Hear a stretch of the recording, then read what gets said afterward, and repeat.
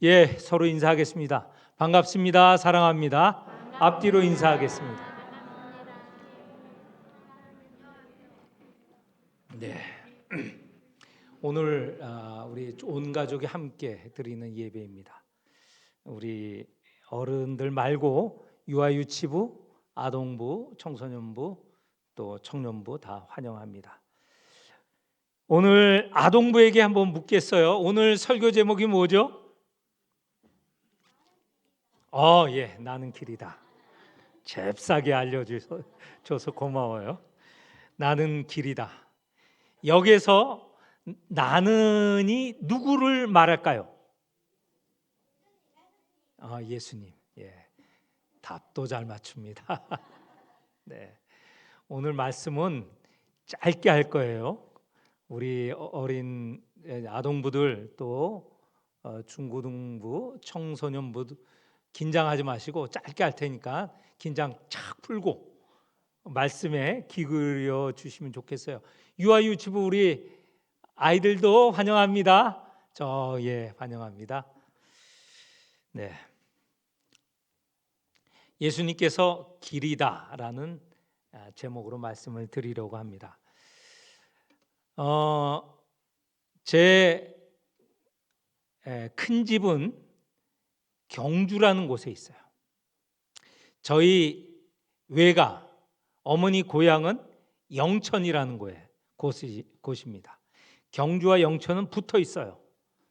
근데 저희 큰 집은 현곡면 하구리라는 곳에 처음 들어봤을 거예요. 거기고 어머니는 영천 고경면 칠전이라는 곳이에요.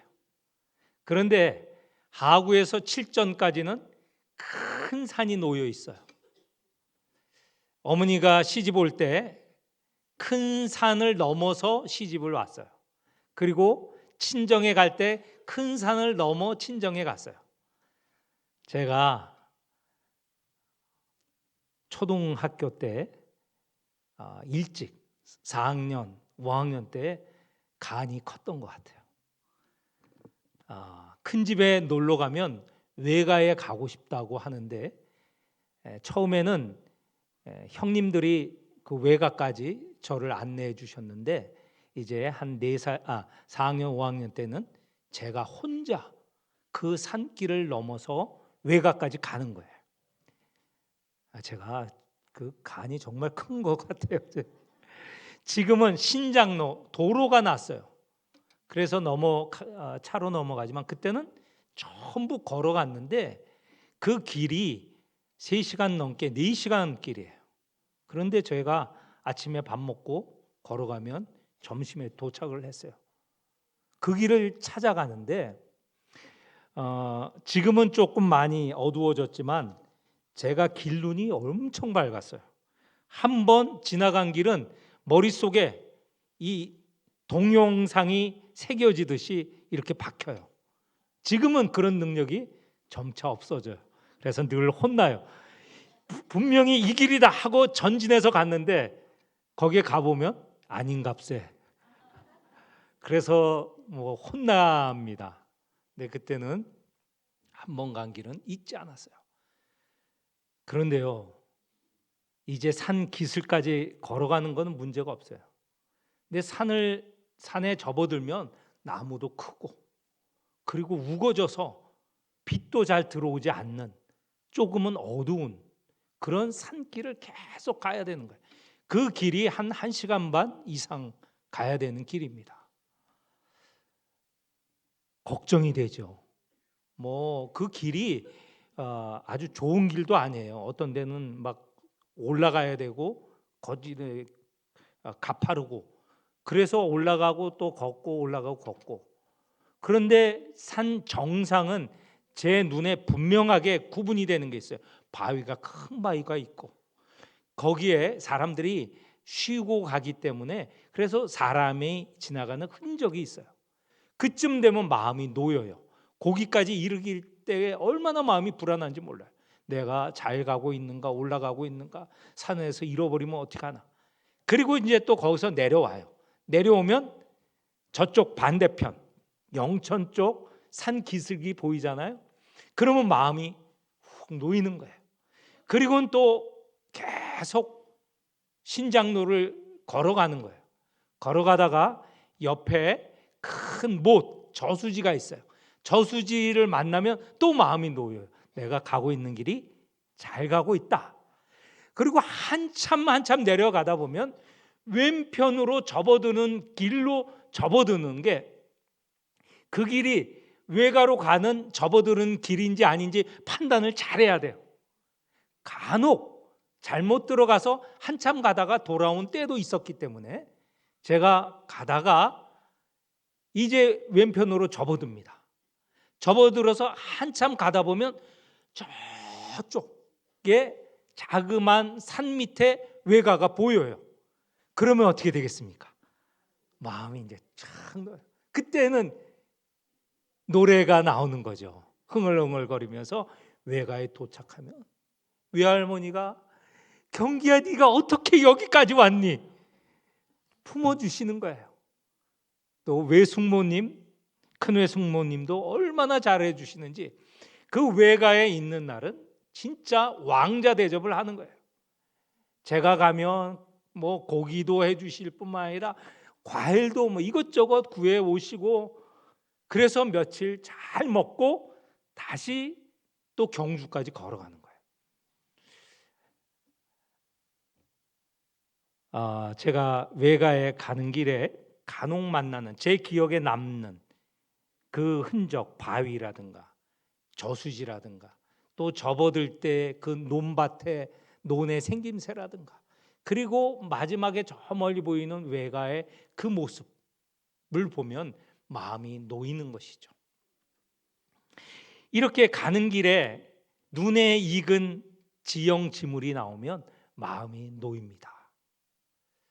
이와 같이 우리 인생은 마치, 우리 인생을 여정이라고 하잖아요. 나그네 삶이라고 하잖아요. 우리는 태어나서 죽을 때까지 바로 이런 인생 여정, 인생길을 쭉 걸어가는 거예요. 그런데 다른 길에, 우리가 살아가는 이 세상의 길은 옆에 아는 사람도 있고 또 잘 그 길을 아는 사람이 안내해 줄 수도 있지만, 우리가 사는 인생길은 각자가 걸어가야 되는 길이에요. 함께 늘 해줄 수 있는 사람이 없어요. 그렇기 때문에 인생길은 외로운 길이다, 험한 길이다, 그리고 늘 그 길은 낯선 길이다, 이렇게 얘기하잖아요. 여러분은 누가 이 인생길에 함께 가고 돕고 그리고 안내하고 계십니까? 누구와 대답해서 한번 손 좀 들어봐. 저기 들었어요. 너무 감사해. 답을 한 번에 가르쳐 줬어요. 오늘 예수님께서 나는 길이다 라고 하시는 것은 우리가 가는 인생 길을 놓아주시는 분이고, 그리고 그 길을 안내해 주시는 분임을 말씀하고 있는 것입니다. 오늘 우리가 읽은 본문에 보면 이렇게 나와 있습니다. 예수님께서 2절 3절에 보면 내가 아버지 집에 갈 것이다, 그리고 아버지 집에 갔다가 너희들이 거할 그 집을 준비하고 다시 너희들에게 돌아오겠다 하시는 말씀이 2절 3절에 있습니다. 여기에서 예수님께서 우리를 위하여, 제자들을 위하여 가시고자 하는 그곳이 어디일까? 어디겠습니까? 이것도 우리 아동부가 맞힐까요? 예수님께서 우리를 위해 집을 마련하시는 곳이 어디일까요? 이거는 좀 어려운 모양이다. 하나님 나라이죠. 하나님께서는 우리에게 늘 거할 거처를 예비해 두시고 그 거처에 평안하게 살게 하십니다. 한번 볼까요? 하나님께서 아담을 창조하시고 거할 장소로 어디를 준비하셨죠? 에덴 동산. 어린아이와 같은 신권사님입니다. 잘 맞추셨습니다. 네. 그리고 우리가 요새 민수기를 읽고 있잖아요. 예수님이 이스라엘 백성에게는 거할 장소로 어디를 준비해 두셨죠? 가나안. 역시 저쪽 중고등부가 청소년부가 맞춰주셨어요. 잘하셨어요. 자, 그러면 오늘 우리들에게 하나님께서는 거할 거처를 마련해 두셨어요. 어디입니까? 어디라고요? 좀 힘차게 말씀해 주시죠. 하나님은 늘 우리가 거할 거처를 마련해 주시고 있어요. 어디라고요? 조금 전에 얘기했는데 하나님 나라. 하나님 나라를 준비해 두셨어요. 이걸 성경 말로 보면 새 하늘과 새 땅, 때로는 새 예루살렘. 지금 예수님께서 2절 3절에서 말씀하시는 것은 내가 하나님께로 가겠다라고 하는 것은 하나님 나라에 갔다 또는 새 예루살렘에 갔다 돌아오겠다라는 말씀이에요. 우리를 위하여서 하늘나라, 하나님 나라에 거할 처소를 마련해 두시고 새 예루살렘에 거할 처소를 마련해 두시고 다시 오시겠다는 거예요.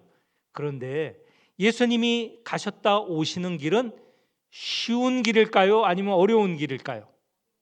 어려운 길이에요. 잘 아십니다. 그 가는 길에 거쳐야 될, 반드시 거쳐야 할 것이 십자가의 죽음이 있었어요. 그 고난을 거친 후에 그렇지만 부활하셨어요. 그리고 하나님 나라에 가셨다. 다시 우리에게 오십니다. 그리고 우리를 그곳으로 인도하여 주실 것입니다. 지금도 인도하여 주십니다. 그 내용을 오늘 말씀을 드리겠습니다. 4절에 내가 이제 예수님께서 이 말씀을 하시는 것은 내일이면 십자가에 달려 돌아가시기 전날 목요일 밤에 이 제자들에게 하시는 말씀입니다. 4절에 내가 어디로 가는지 그 길을 너희가 아느니라 했는데 제자들은 예수님이 가는 길을 알지 못하였던 거예요. 그래서 도마가 이렇게 묻습니다. 어디로 가는지 모르는데 그 길을 어떻게 알겠습니까? 지금 예수님께서는 십자가의 죽음을 통하여 부활하여 하나님 나라에 이르고 다시 와서 우리에게 그 길을 안내해 주시겠다 이렇게 얘기하시는데 도마는 이 예수님이 돌아가시 직전 목요일에는 전혀 모르고 있는 거예요. 알지 못하는 거예요. 그러니까 이런 질문을 하죠. 주께서 어디로 가시는지 우리가 알지 못하거늘 그 길을 어찌 알겠사옵나이까? 당연한 내용일 것 같아요. 예수님이 계속 내가 예루살렘에서 고난받고 죽임을 당하고 그렇지만 부활할 거다 말씀을 누차 하셨지만 제자들은 여전히 그 진리의 말씀을 마음에 깨닫고 있지 못하였던 겁니다. 그래서 도마와 같은 물음이 있었던 것이죠. 그런데 예수님께서 거기에 대해서 답을 주십니다. 내가 곧 길이다. 내가 바로 하나님 나라 새 예루살렘으로 가는 길이다. 그리고 나를 알았더라면 너희가 그 길의 목표인 목적지인 하나님 나라 그 나라의 주인이신 하나님을 알았을 것이고 보았을 것이다. 이렇게 말씀하십니다. 예수님께서 바로 하늘나라 가는 길이시고 그 길 마지막에 목적지에 하나님이 계시는 그곳으로 인도하신다는 것이에요. 예수님의 그 길을 따라가는 사람은 목적지도 알고 그 목적지에 계신 하나님을 알고 그 하나님을 볼 것이다까지 말씀을 하시는 거예요. 그런데 이 땅에서 하나님을 볼 사람은 아무도 없다고 했습니다. 육체를 입고 하나님을 볼 사람은 아무도 없다고 하는데 하나님께서는 여기서 하나님을 볼 수 있다라고까지 말씀을 하시는 거예요. 그러니까 빌립이 당장 얘기를 이렇게 묻죠. 8절에 보면 주여 아버지를 우리에게 보여주십시오. 하나님을 보여주십시오. 빌립의 질문도 합당한 질문인 것 같아요. 우리도 하나님을 우리 눈으로 보기를 원하잖아요. 빌립도 당연하게 예수님께서 나를 알면 아버지를 알고 아버지를 볼 것이다 라고까지 말씀하셨으니 당장 아버지를 보여주십시오. 하나님을 보여주십시오. 그때 예수님께서 이렇게 말씀하십니다. 9절입니다. 우리 9절 한번 같이 읽어볼까요? 9절 한번 같이 읽겠습니다. 시작. 예수께서 이르시되 빌립아 내가 이렇게 오래 너희와 함께 있을 때 내가 나를 알지 못하느냐? 나를 본 자는 아버지를 보았거늘 어찌하여 아버지를 보이라 하느냐? 아멘. 거기에 보면요 대단히 중요한 말씀이 나오죠. 빌립아 네가 오랫동안 나와 함께 있었는데 내가 말한 뜻을 모르느냐? 나를 본 자는 아버지를 보았다. 그런데 왜 또 아버지를 보여달라고 하느냐? 이 말씀에 굉장히 중요한 말씀이죠. 예수를 본 자, 그 사람은 아버지 하나님을 본다라고 말씀해 주십니다. 왜 이렇게 말씀하셨을까요? 우리가 성경을 쭉 읽어보면 요한복음에 이렇게 말씀하십니다. 요한복음 1장 18절에 제가 읽겠습니다. 본래 하나님을 본 사람이 없으되 아버지 품속에 있는 독생하신 하나님이 나타내셨느니라. 하나님이신 말씀이 이 땅에 육신을 입고 오셨는데 그분이 예수시죠. 그 예수님이 바로 독생하신 하나님이시라는 거예요. 이 땅에 오신 하나님이시라는 거예요. 예수는 다름 아닌 독생하신 하나님이시라는 거예요. 예수를 보면 다름 아닌 하나님을 본다고 말씀하시는 것입니다. 예수님께서 그것을 제자들에게 누차 얘기를 하시고 나를 본 자, 하나님을 본 자라고 얘기를 했는데 빌립이 이때 다시 예수님에게 그 말씀을 듣게 되는 것입니다. 예수님께서 하나님이심을 이렇게 분명하게 말씀하십니다. 한 세 가지로 말씀하세요. 그것이 10절 안에 다 들어있는데 제가 여러분에게 말씀을 드리도록 하겠습니다. 첫째는 10절에 이렇게 기록이 되어 있어요. 내가 아버지 안에 있고 아버지는 내 안에 계신 것을 네가 믿지 아니하느냐? 하나님과 예수, 아버지로 부르는 하나님과 스스로 하나님의 아들이라고 하시는 예수, 그분은 일치하고 계신다는 거예요. 이걸 다른 말로 연합하고 계신다는 거예요. 성경에 포도나무와 가지로 설명하기도 합니다. 예수를 보면 하나님을 보게 되는 거예요. 이것은 사실은 믿음의 차원입니다. 우리가 그렇게 믿는 것이지 지식적으로는 깨달을 수가 없어요.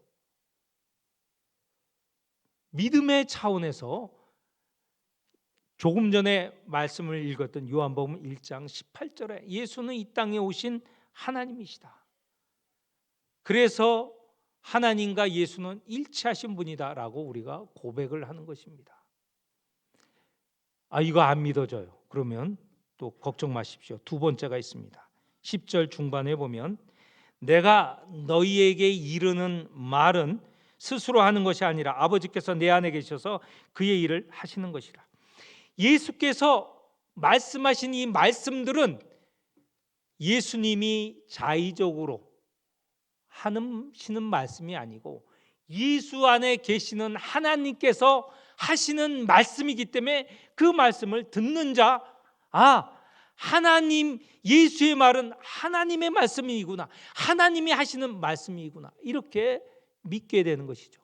여기에 걸리는 분이 여러분이 되실 거예요. 저도 여기에 걸려서 예수를 믿게 되었어요.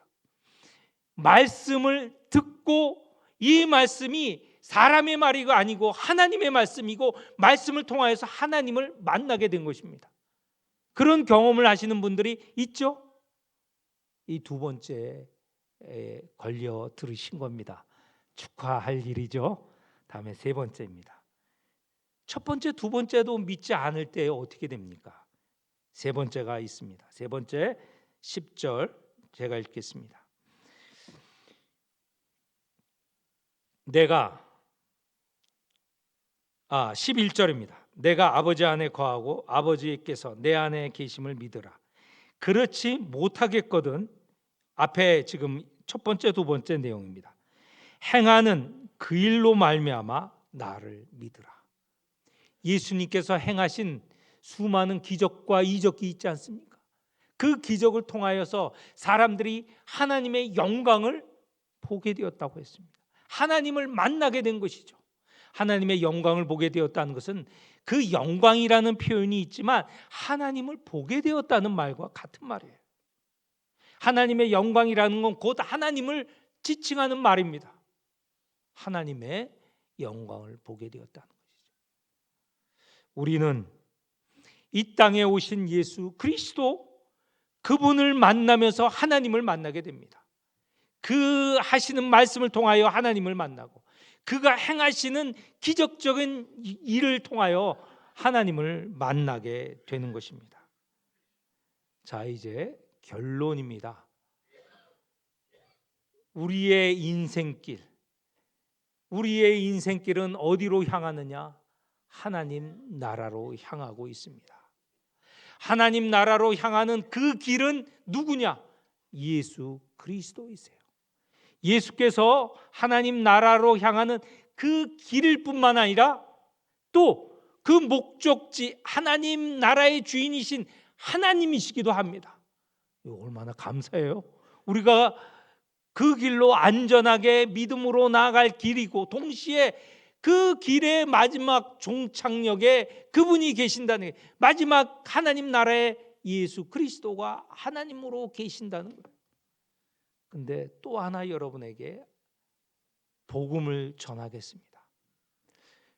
사실 우리의 인생길을 가다가 그 길이 구원으로 하나님 나라로 이르는 길, 꼭 예수의 길이라고 하는데 그 길이 정말 그 길인지 아닌지, 그리고 그 길을 가다가 우리의 삶을 보니까 때로 잊고 때로는 헤매고 때로는 어려움에 빠지고 때로는 큰 일을 당하고 때로는 엎어지고, 어떤 사람은 수년 동안, 또 어떤 사람은 수십 년 동안 거기서 머물다, 아니 뒤돌아 거꾸로 가다가 돌이키는 일도 있지 않습니까? 그런 어려움과 그런 보이지 않는 그 길을 갈 때도 있지 않습니까? 그럴 때는 어떻게 하여야 합니까? 누가 또 대답을 잘하셨어요. 사실 지금 이 자리에 이렇게 헤매고 계시는 분이 있어요. 어려움에 직면해서 이걸 어떻게 넘어설까? 정말 막막하신 분이 있어요. 오늘 이 말씀에 안내를 받을 수 있습니다. 12절 13절 제가 읽겠습니다. 잘 들어주십시오. 내가 진실로 진실로 너에게 이르노니 나를 믿는 자는 내가 하는 일을 그도 할 것이요 또한 그도 큰일, 제가 잘못했습니다. 13절 14절인데 읽다 보니까 아니에요. 13절, 14절. 너희가 내 이름으로 무엇을 구하든지 내가 행하리니 이는 아버지로 하여금 아들로 말미암아 영광을 받으시게 하려 함이라. 내 이름으로 무엇이든지 내게 구하면 내가 행하리라. 여기에 보면 기도하라고 하세요. 여기에 보면 내 이름으로 무엇을 구하라. 기도하라고 하세요. 그러면 내가 응답하리라. 행하리라. 어려움에 빠질 때, 시험에 빠질 때 예수께 구하면 예수께서 인도하실 것입니다. 행해 주실 것입니다. 그리고요, 또 뒤에 보면 13장 하반절에 보면 이는 아버지로 하여금 영광을 받으시게 하려 함이라. 우리가 구하고 얻은 것, 그로 인하여서 우리가 하나님을 볼 것이고 또 하나님께서 우리를 영화롭게 하실 것입니다.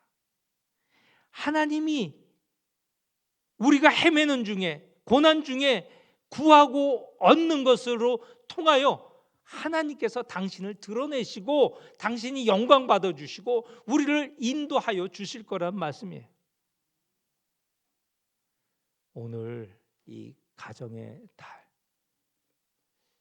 우리 인생길에 참 중요한 시간입니다. 왜냐하면 우리 가족이 하나님께서 주신, 제일 먼저 주신 이 조직이잖아요. 이 가정이 어떻게 살아갈 것인가?